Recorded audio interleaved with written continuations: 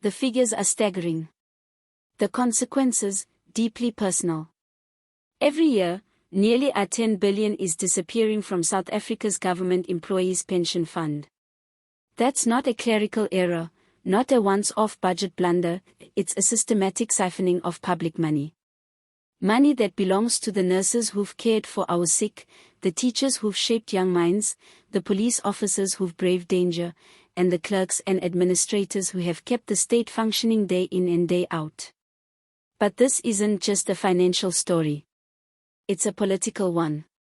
It's a story of cadre deployment gone wrong, of ANC-aligned insiders who've burrowed their way into powerful financial positions, only to turn that power into profit. For themselves, not the people. Today, we unpack how billions are being bled from one of Africa's most significant pension funds. We expose the schemes, the enablers, and the growing calls for justice. This is not just another scandal, it is the story of how South Africa's public servants are being robbed of their future. The Government Employees Pension Fund, or GEPF, is a mammoth institution. It manages over R2.3 trillion in assets, making it the largest pension fund on the African continent.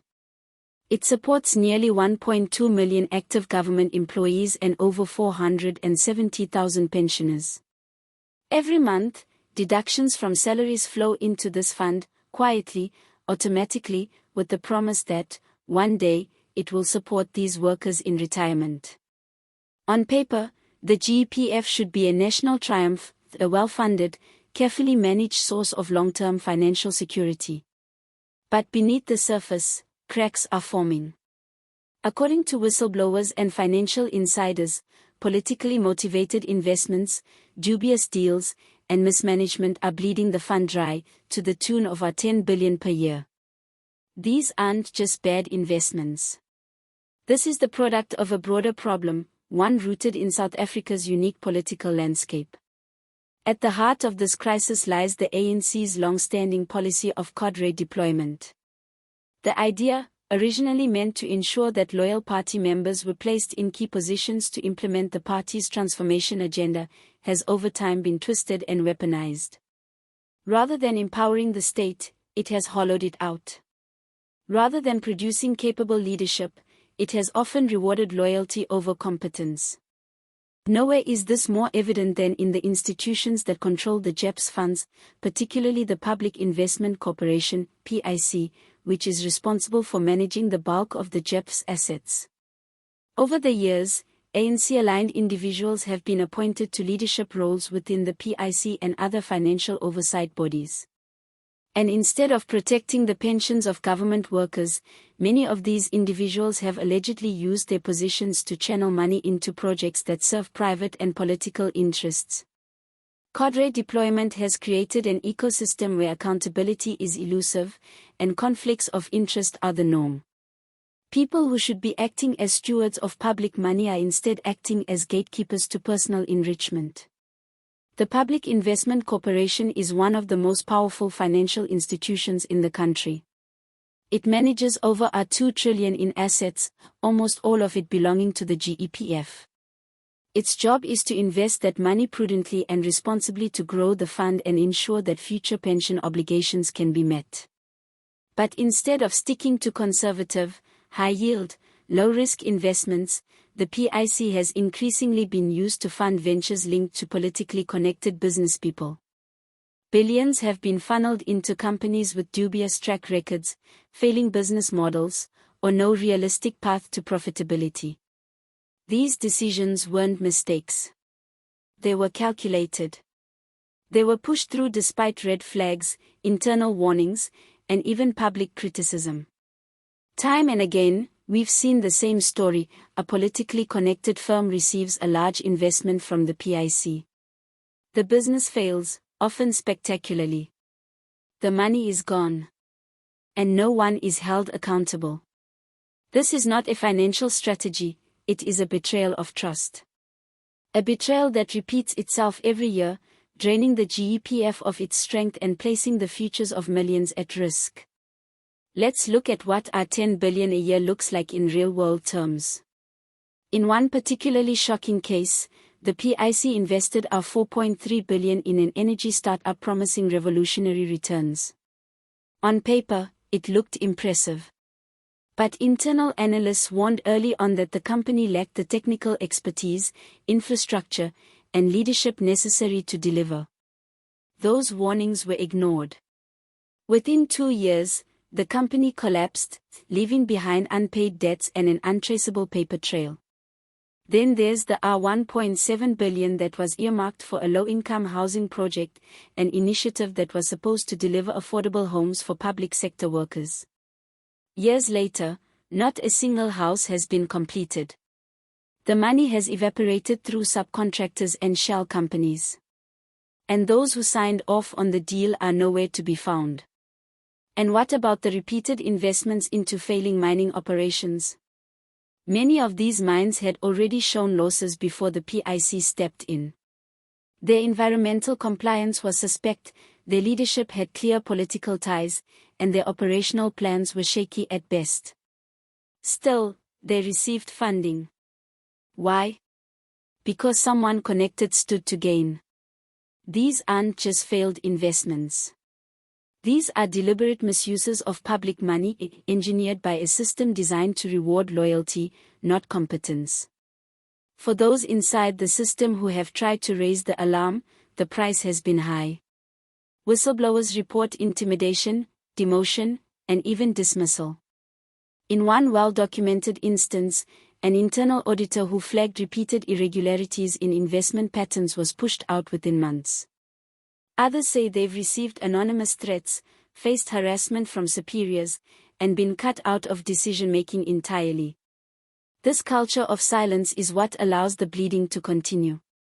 Employees are too afraid to speak. Oversight committees are toothless. And public inquiries often fizzle out before they reach any meaningful conclusion. While billions are being lost at the top, those at the bottom are feeling the consequences.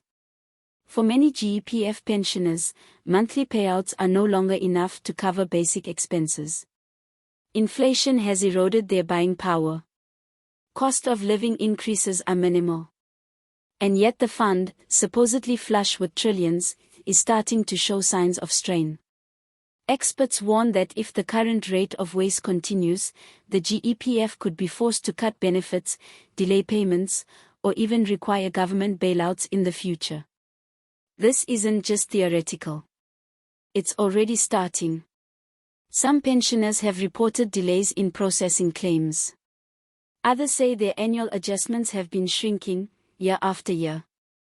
The people who built this country's institutions, who worked decades in schools, hospitals, and police stations, are now being pushed into poverty while cadres live in luxury.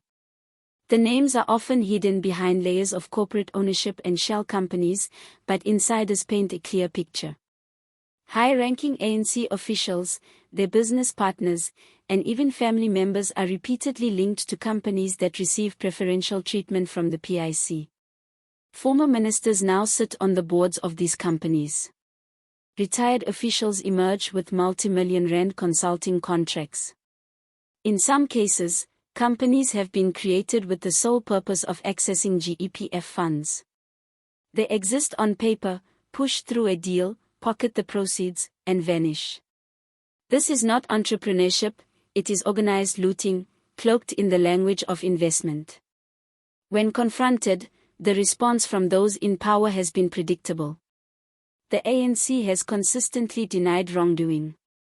They describe the allegations as politically motivated or based on misunderstandings of investment strategy. The PIC insists that its decisions are made independently and within policy guidelines. When corruption is uncovered, it's chalked up to isolated incidents. A few bad apples, they say.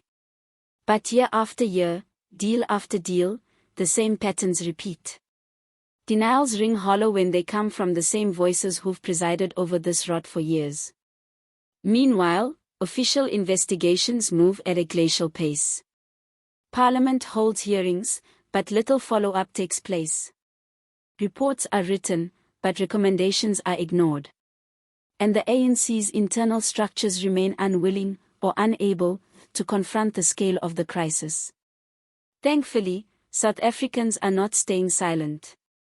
Civil society organizations have launched campaigns demanding full transparency from the GEPF and the PIC. Unions are now calling for independent audits and for public servants to have more direct control over how their pension money is invested. Retired workers are mobilizing, attending public meetings, staging protests, and writing petitions. More and more public servants are asking tough questions about where their money is going, and why so many investments appear to benefit the same political elite. There is a growing understanding that this is not just another scandal, it's a direct threat to the financial survival of millions. First, the GEPF must be ring-fenced from political interference. The PIC's board must be depoliticized, no more cadre appointments, no more political favors. Appointments must be based on skill, experience, and integrity. Second, transparency must be non-negotiable. Every major investment should be made public. Detailed reports should be published quarterly, and deviations from policy should be flagged and explained.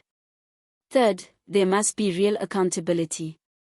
Those who have misused GEPF funds should face criminal charges, not just quiet resignations or cushy new appointments. South Africa cannot afford to normalize the theft of its workers' futures. And finally, whistleblowers must be protected, empowered, and encouraged. If this culture of fear continues, the looting will never stop. The R10 billion annual loss is not just a statistic. It is a symptom of a deeper rot, one that links political loyalty with financial exploitation. The GEPF should be a symbol of national strength, but it is being turned into a bottomless pit for looters in suits.